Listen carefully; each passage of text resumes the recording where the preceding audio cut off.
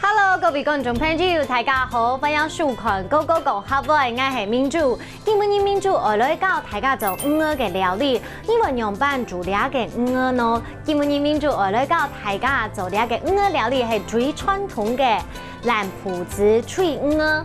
倆嘅魚呢，是我今天早上才去傳統市場裡面買回來的，所以非常的新鮮。另外，我們今天要學的就是這個破布子。破布子的客家話呢，就是叫做藍埔子。這破布子是前置作業是最麻煩的。現在呢，因為已經做好了，我們現在做料理就非常簡單了。我把它淋上去嘍。那記得薑絲也是很重要的，薑絲我們蓋一點點在上面。祖先呢，他們會用這個破布子來洗衣服啊，或者是拿來洗澡，所以它其實用途非常的多。那現在呢，我們運用在美食上面，把它先做起來。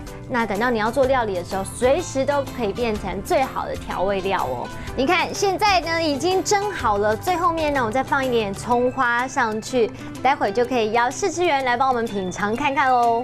好，我們現在破布子蒸魚已經 OK 了，請到我們美麗的試吃員來幫我們吃看。你有吃過破布子蒸魚嗎？好像沒有。真的假的？第一次。好，那你喜歡吃魚吼？愛。好，吃吃看看。